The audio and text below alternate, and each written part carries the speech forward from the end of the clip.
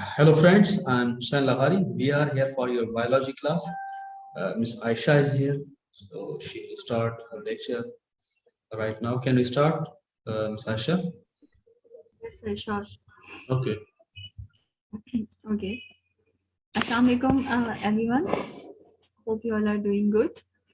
Okay, so yesterday we were discussing about homeostasis and the main aspects of homeostasis, in which we discussed about osmoregulation in freshwater as well as in marine water, osmoregulation in terrestrial animals, excretion, thermoregulation, how do animals maintain their thermoregulation. All these we have already discussed in the previous class. So today is the part 2 of the previous lecture. I just divided the lecture into 2 lectures because it is something very hard to understand. That's why I divided the lecture completely. So today we will continue from where we left yesterday. So yesterday we have discussed all the things. We were discussing about excretion in men. तो आज हम furthermore वहीं से continue करेंगे.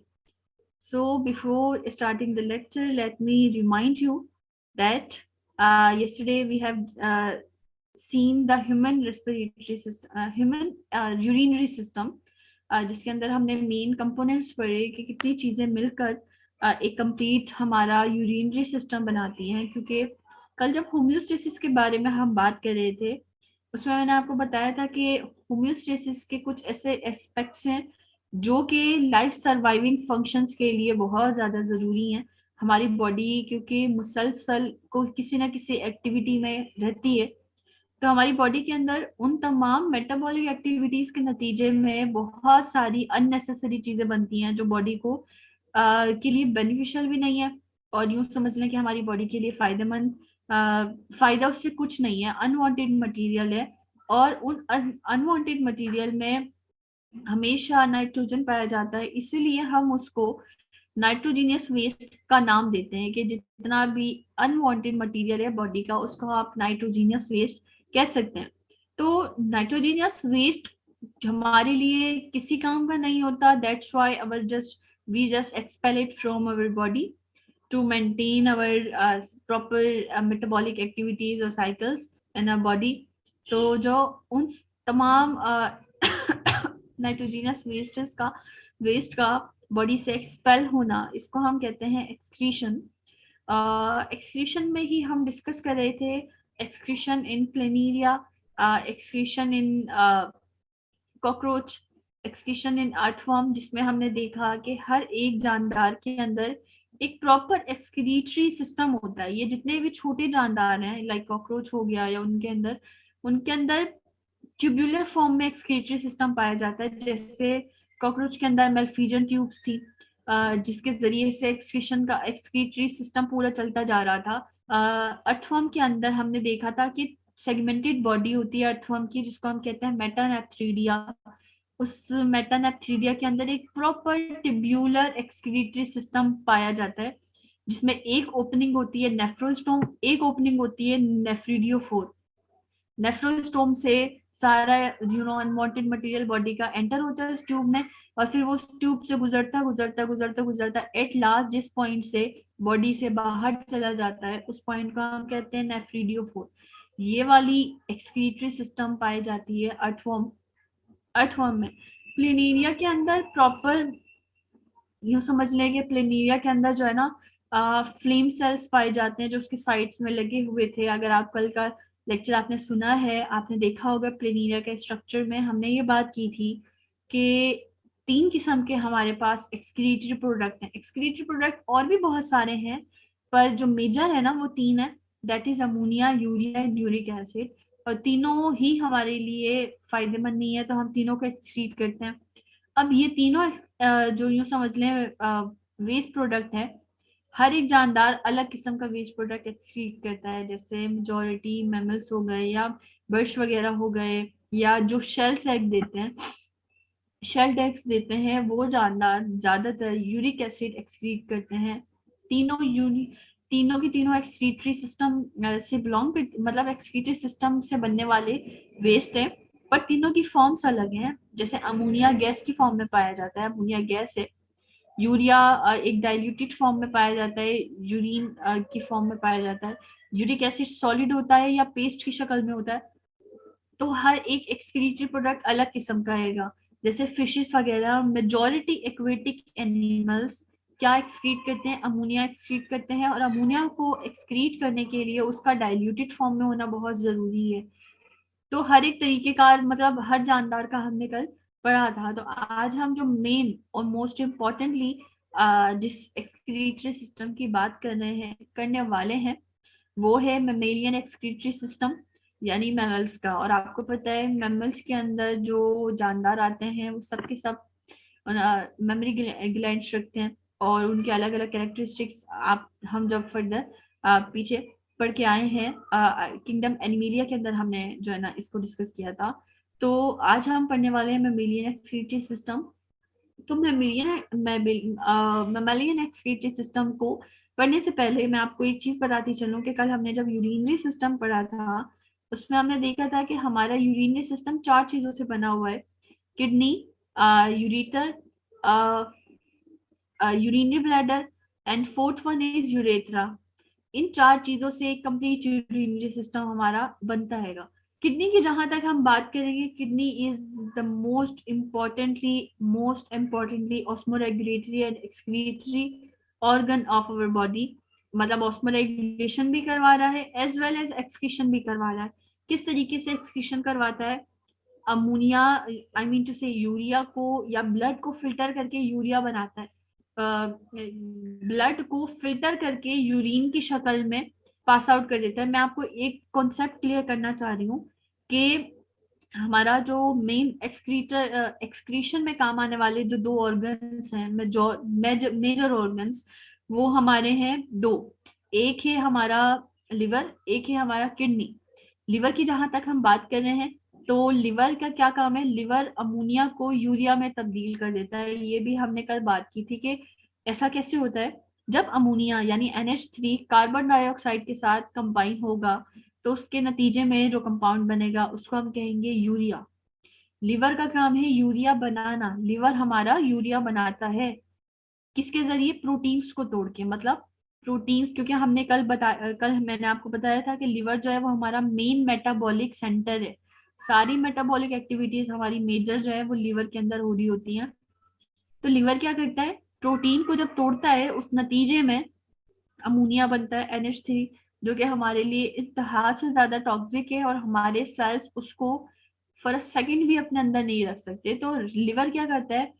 फौरन से ammonia को तब्दील कर देता है यूरिया में, उसको कार्बन डाइऑक्साइड के साथ मिक्स करके यूरिया में तब्दील कर देता है। और ये यूरिया देन वो मिक्स हो जाता है ब्लड के अंदर।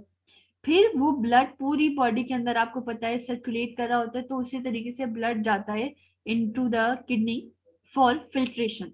किडनी का काम क्या है? किडनी एक हमारा एक ऑर्गन है जिसका काम है ब्लड को फिल्टर करना, यानी छानना ब्लड को ना। तो जब ब्लड जिसके अंदर यूरिया मौजूद है वो किडनी के अंदर जाएगा, तो किडनी क्या करेगी? ब्लड में से उस यूरिया को अलग कर देगी। वो यूरिया जब वाटर के साथ किडनी के अंदर मिक्स हो जाएगा, तो वो यूरिया से तब्दील हो जाएगा यूरिन में। उसी यूरिन को फिर लेके जाया जाता है यूरिटर, जो किडनी से 2 ट्यूब्स निकल रही होती हैं, उसको हम यूरिटर कहते हैं। यूरिटर से यूरिन जाता है और जाकर एक थैले के अंदर जमा हो जाता है। उस थैले को हम कहते हैं urinary bladder. Urinary bladder storage करता है यूरिन की तब तक जब तक हम उसे पास आउट न कर दें या अपनी बॉडी से एक्सपेल ना कर दें।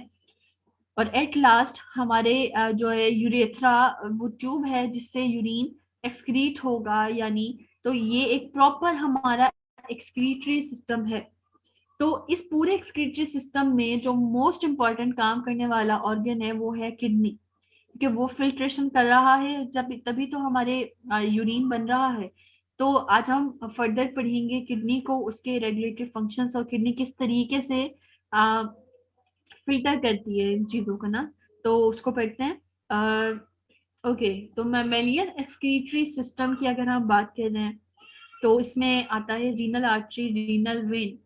अच्छा, ये जो टर्म है रीनाल या इसको आप रीनल भी प्रोनाउंस कर सकते हैं, कुछ लोग इसको रिनाल प्रोनाउंस करते हैं, तो जैसे आपको कन्वीनियंट लगे आप इसको प्रोनाउंस कर सकते हैं। इसको वैसे रीनल आर्टरी कहते हैं, रीनल वेन कहते हैं। तो रीनल आर्टरी और रीनल वेन, रीनल जो वर्ड है इसका मतलब है किडनी। जहां पे भी ये वर्ड इस्तेमाल हो रहा है इसका मतलब वहाँ किडनी की बात हो रही है। तो रीनल आर्टरी मतलब किडनी की आर्टरी है, या किडनी में जाने वाली आर्टरी, और रीनल वीन मतलब किडनी से निकलने वाली आर्टरी, वीन सॉरी। तो मैंने आपको बताया था कि दो ट्यूब्स होती हैं। जाहिर सी बात है अगर पूरी बॉडी का ब्लड किडनी में फिल्टर होने जा रहा है तो वो किसी जगह से जाएगा, और फिल्टर होने के बाद जब वो वापस निकलेगा तो भी किसी चीज से निकलेगा। तो किडनी से जुड़ी हुई होती है एक आर्टरी, एक वीन। और इसका क्या काम होता है, आर्टरी में से ब्लड फिल्टर होने के लिए जाता है, और फिल्टर होने के बाद वीन से निकलता है। इसके अलावा जो यूरिन बनता है, मतलब ब्लड गया और फिल्टर होके आ गया, ये तो हमने सिंपल सी चीज पढ़ी। अब जो उस ब्लड में से यूरिन बना है वो क्या होगा, urine exits the kidney through the ureter. Urine जो है वो किडनी को छोड़कर यूरिटर्स में आएगा।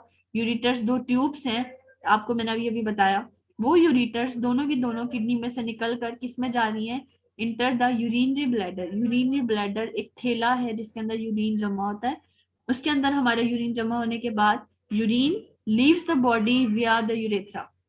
यूरिन जो है हमारा फिर हमारी बॉडी से कैसे एक्सक्रीट होगा, एक ट्यूब के जरिए जिसको हम कहते हैं यूरेथ्रा। तो there are four main components that combinely form urinary system. अच्छा, एक चीज और थी कि हमारे अंदर यानी हम हमारे में यूरिनेशन को कंट्रोल करने के लिए एक स्पिंस्टर मसल पाया जाता है ब्लैडर और यूरेथ्रा के दरमियान।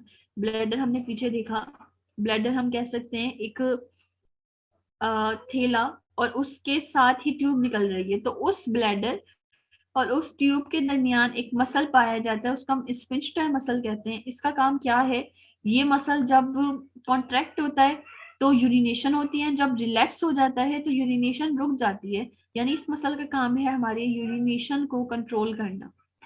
Okay, next slide.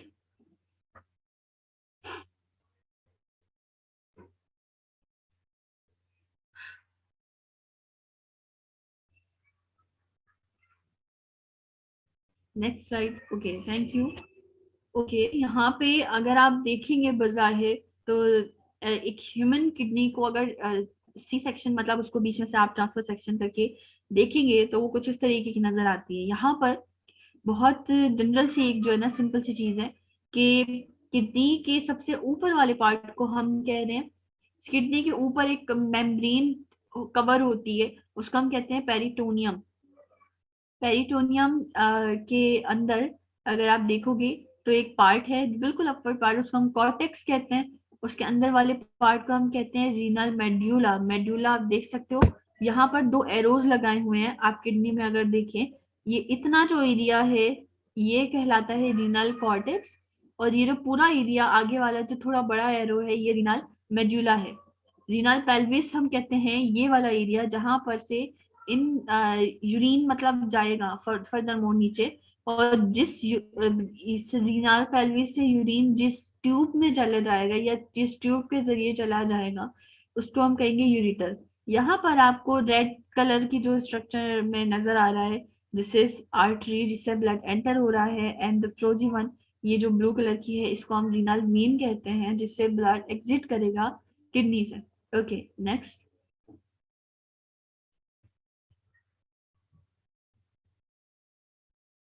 Okay, let us first discuss the structure of kidney. Kidney के ऊपर और अंदर दो पार्ट्स पाए जाते हैं, एक कॉर्टेक्स होता है, एक मेड्यूला जो हमने अभी बात की। जब हम किडनी को मतलब माइक्रोस्कोपिक मतलब किडनी को अगर हम इंटरनली अगर देखें तो किडनी के अंदर माइक्रोस्कोपिक ट्यूब्यूल्स पाए जाते हैं। यानी ट्यूब्यूल्स हम किसको कहते हैं, जिसमें ट्यूब्स मौजूद हो। तो माइक्रोस्कोपिक ट्यूब्स पाए जाते हैं किडनी के अंदर जिसको हम कहते हैं नेफ्रॉन्स। इसके अलावा कलेक्टिंग डक्ट और कैपिलरीज, ये तीनों चीजें ऐसी हैं जो बाहर आंखों से नजर नहीं आती, बहुत ज्यादा छोटे हैं। किडनी का सारा काम करने वाले यही नेफ्रॉन्स होते हैं, इसलिए हम नेफ्रॉन को कहते हैं कि it is the functional unit of kidney.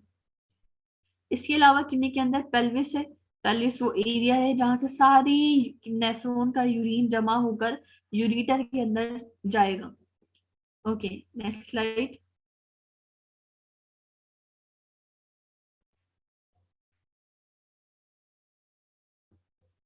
Okay, before discussing the nephron, let us first clear the structure of kidney, the concepts of structure of kidney. So can I share the whiteboard? Okay, let us just, let me try to make a good kidney structure.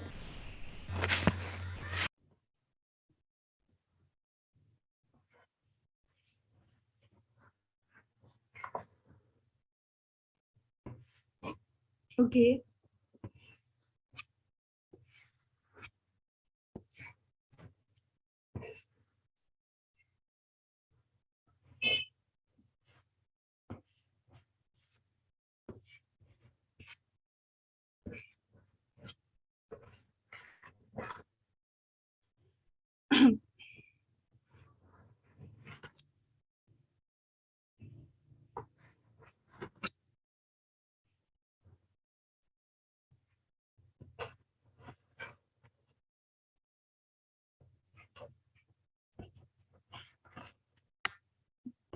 I am trying to make nephrons that are present in tubular form in the kidney, that are the functional unit of kidney, that actually do all the functions of kidney actually.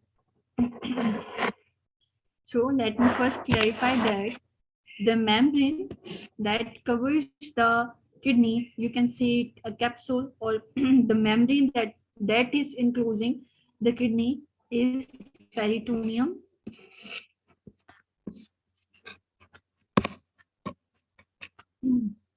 Okay, this is the region that we call cortex. आप इसको renal cortex कह सकते हैं.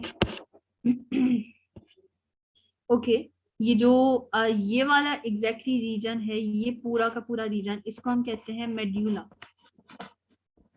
इसको आप रीनाल medulla भी कह सकते हैं.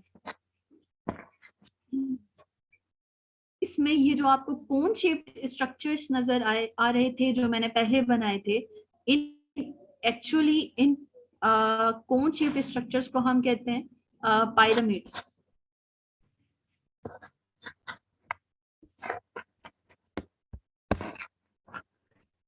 Okay, these are the pyramids. Okay, this one is called renal artery. So I'm just writing artery. This is renal vein. यहाँ से ब्लड एंटर हो रहा है और यहाँ से ब्लड एग्जिट कर रहा है. This is what we call pelvis, जहाँ पर सारे नेफ्रॉन्स से यूरिन कलेक्ट होता है, इसको हम पेल्विस कहते हैं. And this tube is called ureter. This is what we call ureter. अब बात करते हैं इन ट्यूब्स की, जो मैंने एक स्ट्रक्चरल फॉर्म में ये जो ट्यूब्स बनाई हैं, ये वाली इन ट्यूब्स की बात कर रही हूँ. इन ट्यूब्स को हम कहते हैं नेफ्रॉन. ये नेफ्रॉन्स, इनकी एक्चुअल स्पेलिंग है NEPHRONS. इनका एक्चुअल काम क्या है? इनका एक्चुअल काम ये है कि ये नेफ्रॉन्स किडनी में फिल्ट्रेशन का काम करते हैं. यानी किडनी का स्ट्रक्चर अगर आप देख रहे हैं तो इसके अंदर जो मेन फिल्ट्रेशन करने वाली चीजें ना, वो ये नेफ्रॉन्स है एक्चुअल में. और इन्हीं नेफ्रॉन्स को अगर फर्दर हम लें और देखें तो फर्दर आप इसका एक कंप्लीट स्ट्रक्चर हम नेक्स्ट टाइम जो है ना, इसको थोड़ा सा पढ़ के एक बार नेफ्रॉन्स को, फिर उसका भी स्ट्रक्चर देख लेते हैं. किडनी अगर सी सेक्शन किया जाए तो कुछ इस तरीके का स्ट्रक्चर नजर आता है, जिसमें जनरल जो चीजें हैं जो आपको अपने जहन में होनी भी चाहिए, दैट इज इसकी जो रीनल आर्टरी है, रीनल वेन है, पेल्विस है, यूरेटर है, मेड्यूला है, कॉर्टेक्स है, पेरिटोनियम है, पायरामिड्स हैं, और पायरामिड्स में मौजूद बहुत सारी ट्यूब्स हैं जिसको हम कहते हैं नेफ्रॉन्स. तो नेफ्रॉन्स का वैसे स्ट्रक्चर कैसा होता है वो हम थोड़ा सा नेफ्रॉन पढ़ के और देन उसको डिसाइड जो है ना डिस्कस करते हैं. इस वक्त जो है जस्ट फॉर नॉलेज मैंने कहा कि मैं एक बार ट्राई करूं. बना के यू कैन सी कि किडनी बनाना इतना कोई मुश्किल नहीं है, बस उसके जो मेन कंपोनेंट्स हैं या मेन पार्ट्स हैं आपको वो याद होने चाहिए कि इसको हम क्या कहते हैं, इसको हम क्या कहते हैं, इस पोर्शन को हम क्या कह रहे हैं, इस रीजन को हम क्या कह रहे हैं. तो this is what all that you should know.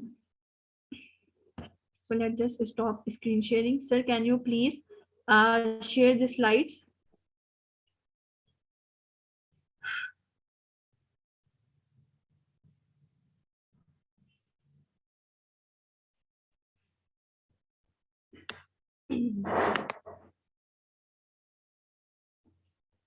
Okay, thank you.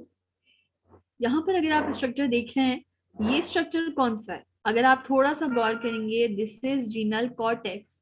इसको हम रीनल कॉर्टेक्स कहते हैं. सिंपली इस वाले पूरे पार्ट को, यानी ये जो सेकंड ऑप्शन यहाँ पर सेकंड एरो लग रहा है, इसको हम कहते हैं रीनल मेड्यूला. जो अभी अभी हमने देख कर आए हैं कि किडनी के दो रीजन्स हैं. जो अपर पार्ट है उसको हम रीनल कॉर्टेक्स कहते हैं, जो उसके नीचे वाला पार्ट है उसको हम रीनल मेड्यूला कहते हैं. और ये जो नेफ्रॉन्स हैं, आपको यहाँ पर दो नेफ्रॉन्स लगे हुए नजर आ रहे हैं. एक नेफ्रॉन, और नेफ्रॉन एक ऐसा ट्यूब्यूल्स मतलब ट्यूबुलर फॉर्म में स्ट्रक्चर पाया जाता है किडनी में, जो कॉर्टेक्स से शुरू हो रहा है और मेड्यूला तक आ रहा है. मतलब ये आधा कॉर्टेक्स में होता है, आधा ये मेड्यूला में होता है. यहाँ पर अगर आप देखेंगे तो दो किस्म के नेफ्रॉन है. एक नेफ्रॉन को हम कह रहे हैं जस्टा मेड्यूलरी नेफ्रॉन, और एक नेफ्रॉन को हम कह रहे हैं cortical nephron. Now what is the difference between these two? Simple सी चीज है. ये जो स्ट्रक्चर्स हैं, ये स्ट्रक्चर और ये स्ट्रक्चर, इसको हम कहते हैं नेफ्रॉन्स. जबकि इसके बीच में आपको ये एक दरख्त की जो स्टेम होती है उस जैसा एक स्ट्रक्चर सा नजर आ रहा होगा. It is not what it is looking like. ये एक्चुअली क्या है, ये कलेक्टिंग डक्ट है. कलेक्टिंग डक्ट वो है जिसमें इस पूरे यूरिन नेफ्रॉन में से जितना भी यूरिन फिल्टर होगा वो सारे दो नेफ्रॉन्स का जमा होकर इस कलेक्टिंग डक्ट में आएगा. इस कलेक्टिंग डक्ट से जाएगा सीधा पेल्विस में. पेल्विस में सारा यूरिन जमा होकर कलेक्टिवली देन वो यूरिटर में मूव करेगा. कॉर्टिकल नेफ्रॉन हम उसको बोलते हैं जो साइज में शॉर्ट होगा. यानी अगर आप यहाँ देखेंगे कि इसका जो ये जो पार्ट है, अगर आप देखेंगे दोनों नेफ्रॉन में फर्क सिर्फ साइज का है. दोनों सेम है, दोनों काम भी सेम कर रहे हैं, दोनों में इतना कोई फर्क नहीं है, दोनों में फर्क सिर्फ साइज का है. तो अगर कोई ऐसा नेफ्रॉन जो ज्यादा मेड्यूला के अंदर आ रहा है, मतलब ज्यादा उसकी लेंथ है, उसको हम जस्टा मेड्यूलरी नेफ्रॉन कहते हैं. जो शॉर्ट नेफ्रॉन होगा छोटा सा, उसको हम कॉर्टिकल नेफ्रॉन कहते हैं. जितना ज्यादा लॉन्ग जो है ना जस्टा मेड्यूलरी नेफ्रॉन होगा, उतना ज्यादा यूरिन फिल्टर होगा इस नेफ्रॉन में. सो जितना ज्यादा छोटा नेफ्रॉन होगा उतना कम यूरिन फिल्टर होगा. ये फर्क है. तो हम सबके अंदर दोनों नेफ्रॉन्स पाए जाते हैं, जस्टा मेड्यूलरी भी और कॉर्टिकल नेफ्रॉन भी. इस नेफ्रॉन के स्ट्रक्चर में अगर आप देखेंगे, इसके ऊपर ये जो रेड कलर की ट्यूब्स आपको नजर आ रही है, ये एक्चुअली में कैपिलरीज हैं, ब्लड कैपिलरीज हैं जो हमारे नेफ्रॉन के ऊपर जुड़ी हुई हैं. क्योंकि नेफ्रॉन से निकलने वाली जितनी भी अच्छी चीजें हैं जो हमारी यूरिन में नहीं जाती, वो इन कैपिलरीज में मौजूद ब्लड के अंदर चली जाती हैं और उसी ब्लड से वापस बॉडी में चली जाती हैं. नेफ्रॉन से निकलने वाला जो प्योर प्योर चीज होती है वो यूरिन होता है, प्योर, जिसको हम डायरेक्टली एक्सक्रीट कर देते हैं. Okay, next slide.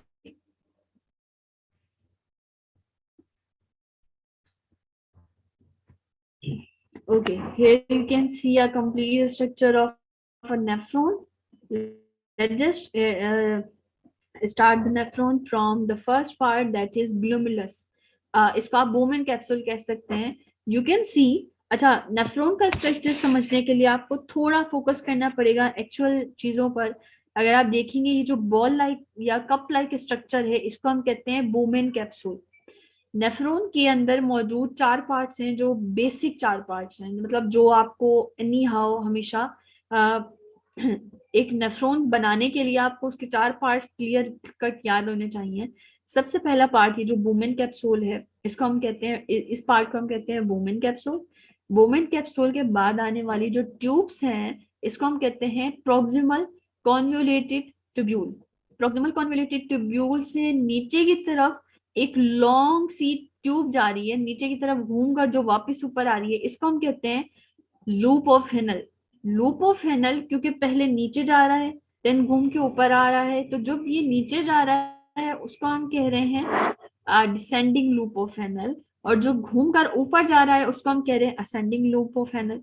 Loop of Henle के बाद दोबारा से एक मुड़ी हुई कॉन्वोल्यूटेड, ये जो वर्ड यूज हो रहा है कॉन्वोल्यूटेड ट्यूब्यूल, कॉन्वोल्यूटेड लफ्ज का मतलब होता है कि कोई चीज जो बहुत ज्यादा मुड़ी हुई हो, फोल्ड हुई हुई हो।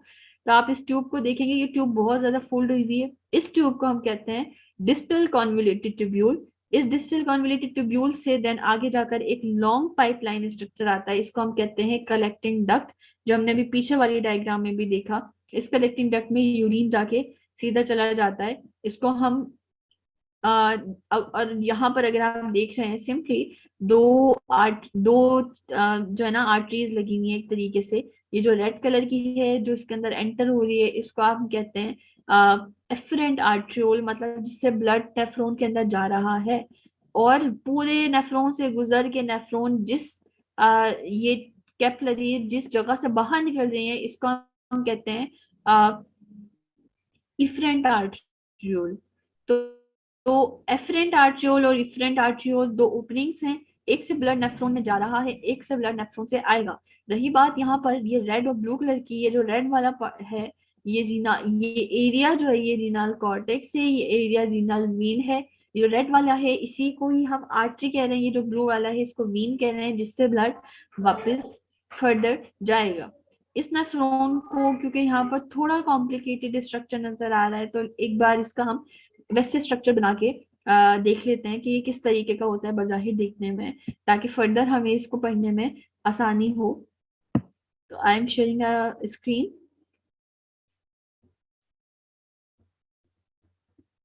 Okay, let me just share white board with you all.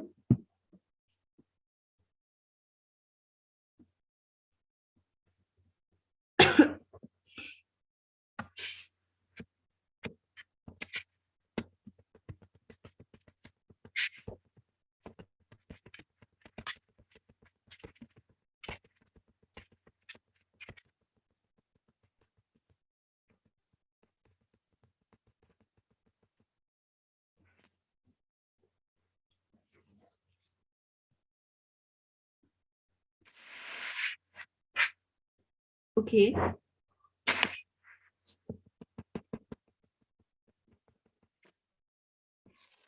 एक सेकेंड जस्ट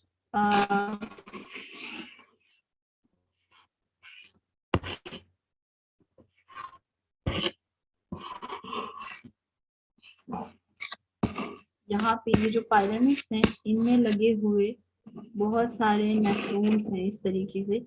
इसी नेफ्रॉन को अगर हम स्ट्रक्चरली वाइज देखें कि ये देखने में कैसे हैं, तो ये कुछ इस तरीके के हैं कि एक तो कप शेप्ड स्ट्रक्चर है कुछ इस तरीके का, जिसको हम कहते हैं बुमेन कैप्सूल, सॉरी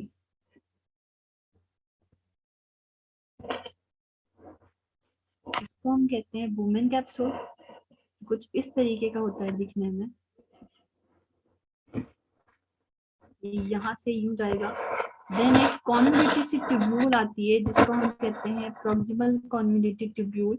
इस प्रॉक्सिमल कॉन्वोल्यूटेड ट्यूब्यूल के बाद जो पार्ट आता है उसको हम कहते हैं लूप ऑफ हेनल, जो नीचे की तरफ घूम कर ऊपर की तरफ जाएगा। इस पार्ट के बाद फिर कॉन्वोल्यूटेड ट्यूब्यूल्स आती हैं जिसको आप कैसे भी बना सकते हैं। इसको हम कहते हैं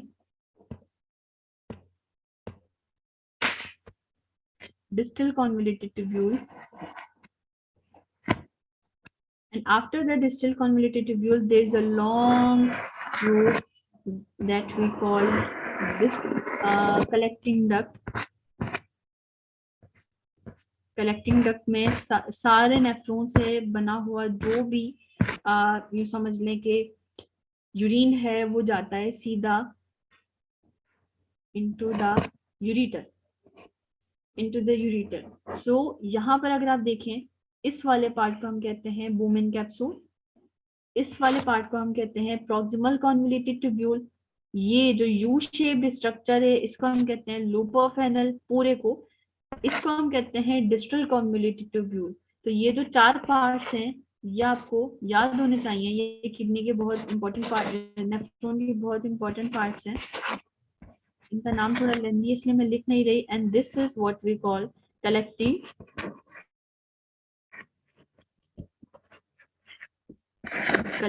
डक्ट, जहां से सारा कलेक्ट होगा। ओके, अब बात करते हैं, ये तो हो गया एक नेफ्रॉन का बेसिक सा स्ट्रक्चर। इस स्ट्रक्चर में ऊपर से मौजूद जो कैपिलरीज है उनकी बात करते हैं हम, कि वो कैपिलरीज कैसी होती हैं, या वो क्या काम करती हैं, वो किस तरीके से फंक्शन कर रही हैं, या वो इसके ऊपर क्यों मौजूद हैं। तो ये चीज एक बार डिस्कस कर लेते हैं। ओके, यहाँ पर अगर आप देखेंगे, यहाँ से एक कैपिलरी आती है जिसको हम कहते हैं, ये इस तरीके से निकल के जा रही है, एक ट्यूब है जिसके अंदर से ब्लड आएगा इसके अंदर, ये ट्यूब बाहर जा रही है दोबारा से। इस स्ट्रक्चर से ये कैपिलरी यूज आएगी और लूप ऑफ हैनल के घूम के बाहर जाएगी, और ये सेकंड वाली भी यहीं से इसको फॉलो करते हुए, क्योंकि ट्यूब है तो जाहिर सी बात है कि दो स्ट्रक्चर्स हैं, यूं जा रही है। यहाँ से एक और ट्यूब निकल रही है जिसको हम, जो इस तरीके से दोनों कॉन्वोल्यूट, अब आपको थोड़ा सा कॉम्प्लिकेटेड लग रहा होगा नेफ्रॉन का स्ट्रक्चर, पर पहले वाला जो स्ट्रक्चर था वो प्योर नेफ्रॉन था। मतलब अब वाला स्ट्रक्चर है, इसमें ये वाला जो पार्ट है इसको आप कहते हो, इसको हम कहते हैं एफरेंट आर्टरियोल, जिससे ब्लड नेफ्रॉन के अंदर एंटर होगा। और इस नेफ्रॉन के अंदर सबसे पहले ब्लड किधर जाएगा, इधर जहां मैंने अभी अभी टिक लगाया है, यानी ये जो कैपिलरी है इसको हम कहते हैं ग्लोमेरुलस। इस ग्लोमेरुलस में जितना भी नेफ्रॉन वो होगा, मतलब ब्लड घूम के वापस बैक टू नीचे की तरफ चला जाएगा, और फिर लूप ऑफ हैनल, बाकी की जो ट्यूब मैंने पूरे नेफ्रॉन पे बनाई है इर्द गिर्द, इसमें वो जो है ना घूमते घूमते घूमते घूमते और इस वाले पार्ट से बाहर ब्लड निकलेगा। इस वाले पार्ट को हम कहते हैं इफरेंट आर्टरियोल, यानी ये एग्जिट पॉइंट है ब्लड का, जहां से ब्लड निकल जाएगा। अब बात करते हैं कि यूरिन किस तरीके से फिल्टर हो रहा है यहाँ पे, तो वो भी एक बार हम देख लेते हैं।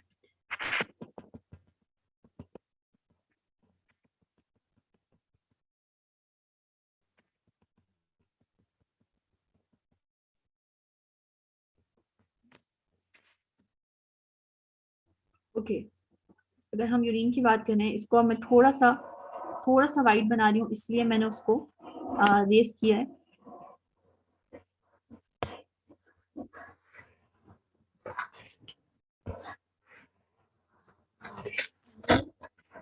After this, there is convoluted tubule, and at last there is collecting duct. Okay, actually क्या होता है, यहाँ पे मौजूद जो कैपिलरीज थी, यहाँ पे मौजूद जो यूं समझने के स्ट्रक्चर्स, वो कैपिलरीज थी, नेटवर्क था जो यहाँ से आने वाली ट्यूब के साथ जुड़ा हुआ था, इसको हम कहते हैं ग्लोमेरुलस। ये ग्लोमेरुलस एक ट्यूब्यूलर नेटवर्क है जिसके अंदर ब्लड एंटर हुआ है, और यहाँ से ब्लड फिल्टर होके ब्लड गया, यानी इसमें से ब्लड एंटर हुआ है, और यहाँ पे ब्लड जाने के बाद ये वाली जो जगह है यहाँ से ब्लड फिल्टर होगा, और ब्लड के अंदर जितनी भी अननेसेसरी चीजें हैं, जैसे कि यूरिया, अमोनिया, अमाइनो एसिड्स, या कोई भी ऐसी चीज जो गैर जरूरी है, वो इस ट्यूब से एंटर हो जाएगी इस ब्लड में। जहां पर मैं एरो दे रही हूँ, आप यहाँ पर अगर आप देखो, यहाँ आ जाएगी एरो जहाँ मैंने दी है। यहाँ पर आने के बाद सारी चीजें, यहाँ पर आने के बाद यहाँ से मूव करेंगी, यहाँ से मूव करेंगी लूप ऑफ हैनल के कर, यहाँ से एक लास्ट कलेक्टिंग डक्ट से चली जाएंगी। पर ये प्रोसेस इतना आसान नहीं है। जो चीजें यहाँ ग्लोमेरुलस, यानी इधर से जहां मैंने अभी अभी टिक लगाया है, यहाँ से जितनी भी चीजें फिल्टर होकर एंटर हो रही हैं अंदर की तरफ, वो सारी की सारी चीजों में बहुत सारी चीजें बेनिफिशियल भी हैं किडनी के लिए, जो किडनी एक्सक्रीट नहीं करेगी, जो नेफ्रॉन से हमारी बॉडी एक्सक्रीट नहीं करेगी, वो चीजें कैसे निकलती हैं। अभी अभी हमने पीछे ये जो कैपिलरीज बनाई है, इसके ये वाली कैपिलरीज जिसके अंदर ब्लड मौजूद है, और ये कैपिलरी इधर भी पाई जा रही है इसके साथ।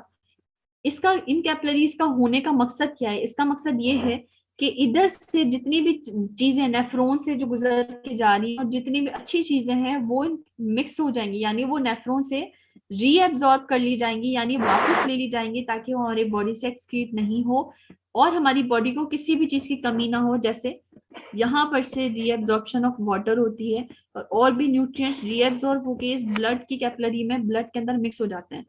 जब चीज घूम के नीचे की तरफ आती है, यहाँ पर वाटर रीएब्सॉर्ब होता है, यानी ये जो पूरा लूप ऑफ फेनल का ये वाला एरिया है नीचे आने वाला, यहाँ पर वाटर रीएब्सॉर्ब होता है। जितना भी अच्छा मतलब हम जितना भी बहुत ज्यादा पानी ना वो रीएब्सॉर्ब हो जाता है। यहाँ से घूमने के बाद जब ये ऊपर जाता है, यहाँ पर सोडियम और कैल्शियम आइंस, सोडियम और कैल्शियम आइंस रीएब्सॉर्ब होते हैं, क्योंकि वो भी हमारे लिए बहुत ज्यादा बेनिफिशियल है। जो हमारी ब्लड के शरीर, जो हमारी यूरिन में नहीं जाने चाहिए, सबके सब रीएब्सॉर्ब। रीएब्सॉर्ब का मकसद क्या है? किसी चीज को वापस ले लेना, तो ये वापस ले लिए जाते हैं। जब ये चीज ऊपर यहाँ जाती है और कलेक्टिंग डक्ट के अंदर मजीद वाटर की एब्जॉर्प्शन होती है, रीएब्जॉर्प्शन होती है, ताकि यूरिन में कम से कम जो है ना हमारी बॉडी का वाटर जाए, नहीं तो हमारे अंदर डिहाइड्रेशन हो जाएगी, पानी की कमी हो जाएगी। तो जितनी भी चीजें इस नेफ्रॉन में से रीएब्सॉर्ब हुई हैं वो इस कैपिलरी में मिक्स हो जाएंगी, जिस कैपिलरी को मैंने इर्द गिर्द यहाँ पर बनाया है। थोड़ा मेस हो गया है नेफ्रॉन, पर समझाने के लिए जस्ट एक स्टेप बाय स्टेप मैं आपको ये समझाना चाही थी। और इसके अंदर जो रीएब्सॉर्प्शन ऑफ वाटर करवाने वाला चीज है वो एक हार्मोन है, जो यहाँ से इस हार्मोन का नाम है ADH hormone. ADH means anti diuretic hormone. Anti diuretic hormone का क्या काम है? रीएब्जॉर्प्शन ऑफ वाटर करवाना। तो फाइनली एट लास्ट यहाँ से यूरिन जाएगा, प्योर यूरिन, यानी उस यूरिन में कोई खास चीज नहीं है, वो जाएगा और फिर हम वो पेल्विस के जरिए यानी किडनी के इस वाले एरिया में, यानी यहाँ नेफ्रॉन था, जाहिर है ये हमारी कलेक्टिंग डक्ट थी, कलेक्टिंग डक्ट से ब्लड आया इधर और इधर से जाएगा, इधर से जाएगा पेल्विस से यूरिटर के अंदर, और यूरिटर से हमारा ब्लड हमारा जो यूरिन है वो चला जाएगा। दिस वाज जस्ट आप सिंपल सा एक फंक्शन था, रेगुलेटरी फंक्शन था नेफ्रॉन का। फर्दरमोर हम स्लाइड्स को कंटिन्यू करते हैं। Okay sir, please reshare the slides.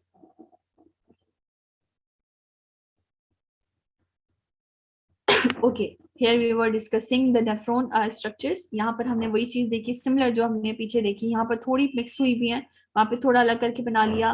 तो ये इसके ऊपर जो मौजूद है कैपिलरीज हैं ये, इसके अलावा इसके अंदर बोमेन कैप्सूल है, ग्लूमेरुलस है, और ये सारा स्ट्रक्चर हम ऑलरेडी पढ़ चुके हैं। फर्दर नेक्स्ट स्लाइड की तरफ मूव करते हैं। Next slide please.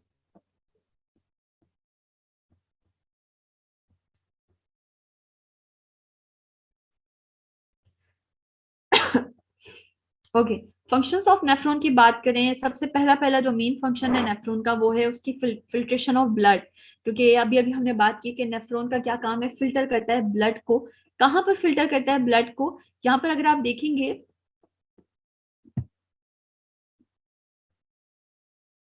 ओके, यहाँ पर अगर हम देखेंगे blood blood pressure forces any small molecule from the blood into the lumen in the Bowman capsule। जो ब्लड एंटर हुआ है नेफ्रॉन में वो इतने प्रेशर के साथ एंटर होगा कि उस प्रेशर की वजह से उस ब्लड में जितने भी स्मॉल मॉलिक्यूल्स हैं वो सब के सब फिल्टर होकर नेफ्रॉन में आगे की तरफ चली जाएंगे और ब्लड वापस घूम के बाहर निकल जाएगा। मतलब ब्लड फिल्टर नहीं होगा, मतलब ब्लड नेफ्रॉन में नहीं जाएगा, ब्लड के अंदर मौजूद जो स्मॉल मॉलिक्यूल्स हैं, अननेसेसरी मॉलिक्यूल हैं, वो फिल्टर होके आगे चले गए हैं। इस प्रोसेस को हम नॉन सिलेक्टिव प्रोसेस कहते हैं, जिसके अंदर हर किस्म का मॉलिक्यूल फिल्टर हो जाए।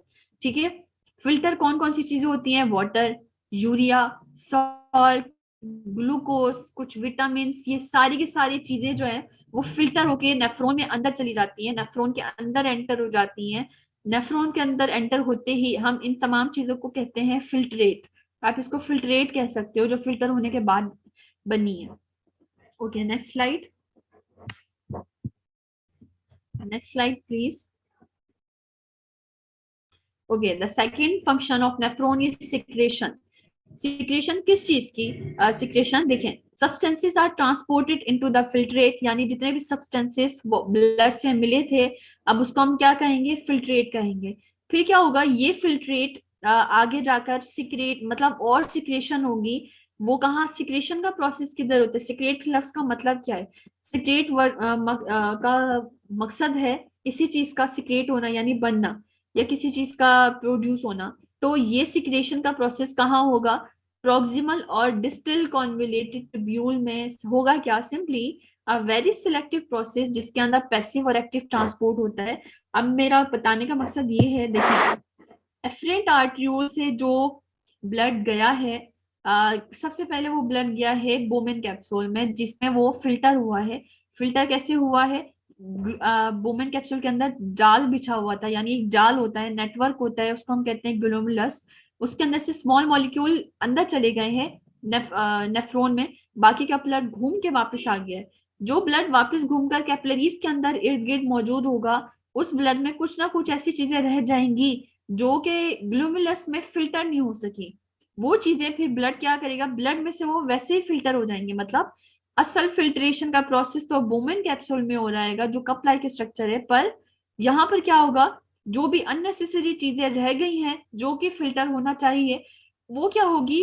वो ब्लड कैपिलरी से सिक्रेट होगी, यानी निकल जाएगी। निकल के एक तरीके से वो दोबारा नेफ्रॉन के अंदर जो है ना, नेफ्रॉन की प्रॉक्सिमल और डिस्टल कन्वोल्यूटेड ट्यूब्यूल उसको मतलब एब्जॉर्ब करेंगी उन चीजों को जो गैर जरूरी चीजें बच गई थी, जो फिल्टर नहीं हो सकी थी। इस प्रोसेस को हम सिक्रेशन कहते हैं। आफ्टर द सिक्रेशन एक प्रोसेस होता है जिसको हम रीएब्जॉर्प्शन कहते हैं। Next slide.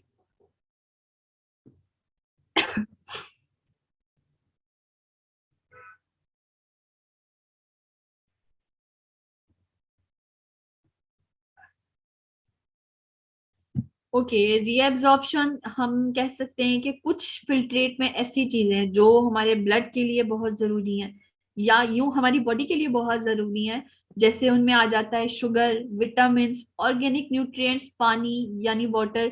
ये सब के सब रीएब्जॉर्ब हो जाते हैं, जो हमने अभी पीछे देखा कि रीएब्जॉर्ब क्यों होते हैं, ताकि कोई भी अच्छी चीज या अहम चीज नेफ्रॉन में से ना यूरिन में चली जाए। इसलिए हमारी बॉडी क्या करती है, या हमारी ब्लड प्लाज्मा सिंपली क्या करता है, रीएब्जॉर्ब हो जाती है वो तमाम चीजें नेफ्रॉन में से वापस आ जाती है हमारी बॉडी में, यानी ब्लड के अंदर, जो हमारे लिए बहुत ज्यादा फायदेमंद है। इस प्रोसेस को हम रीएब्जॉर्प्शन कहते हैं। Okay, next slide.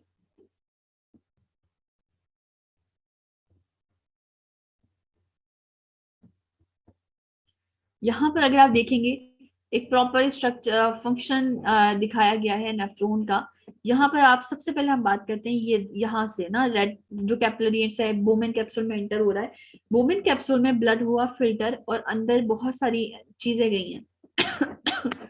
अब क्या होगा कि यहाँ पर जो प्रोक्सिमल ट्यूब्यूल है, ये प्रोक्सिमल कन्वोल्यूटेड ट्यूब्यूल है, ये यू शेप्ड स्ट्रक्चर, ये हमारा लूप ऑफ फेनल है, ये हमारा, और इसके बाद वाली ट्यूब को हम डिस्टल कह रहे हैं और इसको कलेक्टिंग डक्ट कह रहे हैं।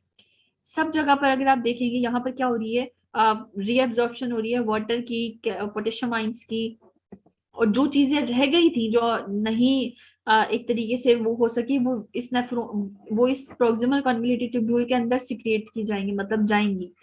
जब ये फिल्ट्रेट नीचे की तरफ लूपोफेनल की तरफ जाएगा तो नीचे आते वक्त इसमें से पानी रीएब्जॉर्ब होगा, घूम के वापस जाने पर इसमें से सॉल्ट रीएब्जॉर्ब होगा, यानी सोडियम और कैल्शियम आइंस रीएब्जॉर्ब होगा। उसके बाद ऊपर जाने पर भी अगर आप यहाँ देखिए सोडियम और कैल्शियम आइंस और वाटर, ये सब की सब चीजें रीएब्जॉर्ब हो जाएंगे, और इनटू द कलेक्टिंग डक्ट भी मजीद पानी और जो है ना रीएब्जॉर्ब हो जाएगा। और हमारे ब्लड में थोड़ा बहुत यूरिया हमेशा मौजूद होता है, वो भी रीएब्जॉर्ब थोड़ा बहुत होगा। और एट लास्ट जो फाइनल हमारे पास प्रोडक्ट बनेंगे वो यूरिन होगा, इसके अंदर पानी भी होगा और तमाम अननेसेसरी मटेरियल होंगे। Okay, next slide. यहाँ पर आप देख रहे हैं ये की फंक्शन नेफ्रॉन का फिल्ट्रेशन है। ये ग्लोमेरुलस है और ये बोमेन कैप्सूल है, जिसके अंदर आप देखोगे गौर से अगर आप देखें, यह यहाँ पे जो डॉट डॉट्स बने हुए हैं ये तमाम वो फिल्ट्रेशन हो रही है, यानी इस ब्लड कैपिलरीज में मौजूद ब्लड है, ग्लोमेरुलस में मौजूद ब्लड है, जिसमें से तमाम चीजें फिल्टर होके अंदर आगे की तरफ जा रही है, नेफ्रॉन की तरफ जा रही है। नेफ्रॉन में जाने के बाद कुछ चीजें रीएब्जॉर्ब हो रही हैं, कुछ चीजें इसमें आ रही हैं और आगे चलती जाएंगी, और इस तरीके से एक प्रोसेस पूरा का पूरा चलता चला जाएगा, और ये एक तरीके से जो है ना प्रॉपर नेफ्रॉन अपना फंक्शन करेगा। Okay, next slide.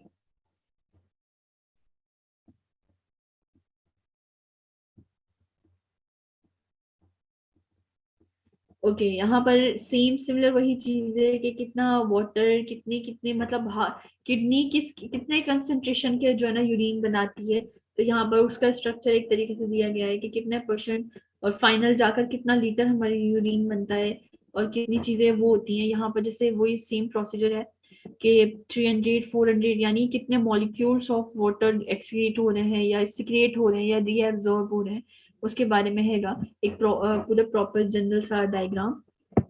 Okay next slide.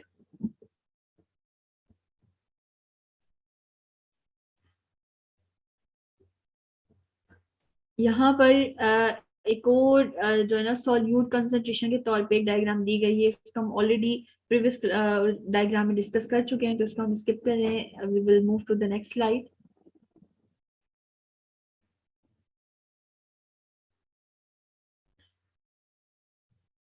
Okay, now let us talk about the characteristics of urine. The kidney can produce a hypertonic urine when it is necessary.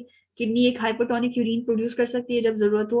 Hypertonic हम किसको कहते हैं? Urine जिसमें खुद की जो है ना वाटर की जो क्वांटिटी है या वाटर की जो कंसंट्रेशन है वो हाइपरटोनिक के अंदर बहुत ज्यादा है।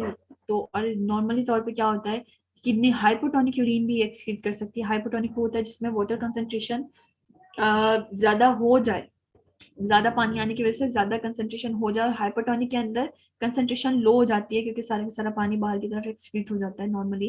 यहाँ पर अगर आप देखेंगे तो इसके अलावा यूरिन में सिंपली क्या होता है, water and salt reabsorption are subject to nervous and hormonal control.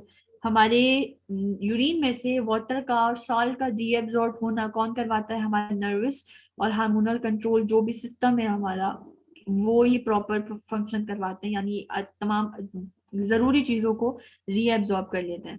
Okay next slide.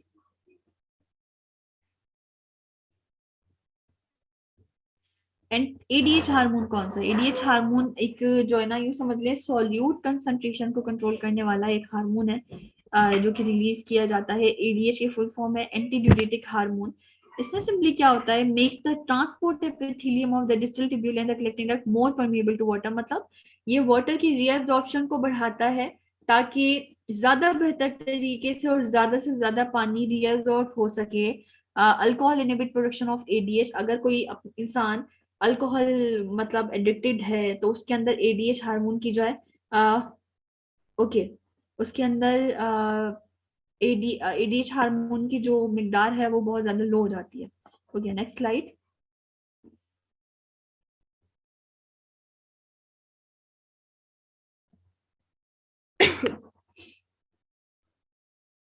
Okay ये सिंपल वही चीज है कि किस तरीके से एडीएच हार्मोन इंक्रीज हो रहा है। अगर एडीएच हार्मोन कहाँ से सिक्रेट होता है? पोस्टीरियर पिट्यूटरी ग्लैंड से। और जब हमें हमें ज्यादा प्यास लगती है नॉर्मल तौर पे वो क्या होता है कि ज्यादा पानी जो है ना डिहाइड्रेशन की वजह से, अगर कभी हमारी बॉडी के अंदर डिहाइड्रेशन हो जाती है तो हमें प्यास ज्यादा लगती है जिसकी वजह से हम पानी पीते हैं। पानी ज्यादा पीने की वजह से ज्यादा रीअब्जॉर्प्शन ऑफ वाटर होती है नेफ्रॉन के अंदर। Okay next slide.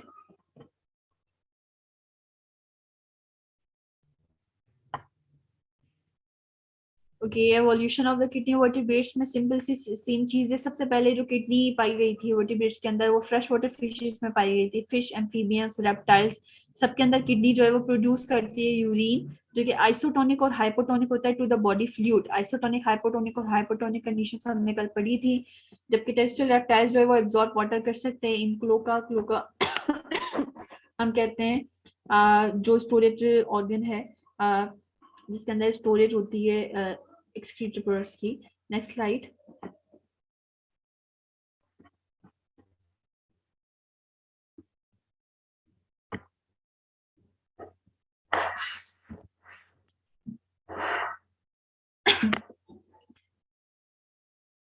Next slide please. I think this is the last slide of this. Okay, the last one is the birds और मैमल्स के अंदर लूप ऑफ फेनल होता है क्योंकि उनके अंदर हाइपरटोनिक यूरिन प्रोड्यूस होता है। मैमल्स के अंदर यानी हमारे अंदर ज्यादातर जस्टामेडुलरी नेफ्रॉन्स पाए जाते हैं बर्ड्स के जरिए, क्योंकि हमारे अंदर ज्यादा रीअब्जॉर्प्शन ऑफ वाटर होनी चाहिए और हमारे अंदर यूरिन भी ज्यादा प्रोड्यूस होता है। इसीलिए हमारे अंदर जस्टामेडुलरी नेफ्रॉन्स ज्यादा पाए जाते हैं जो हमने पीछे अभी डिस्कस किए। Next slide.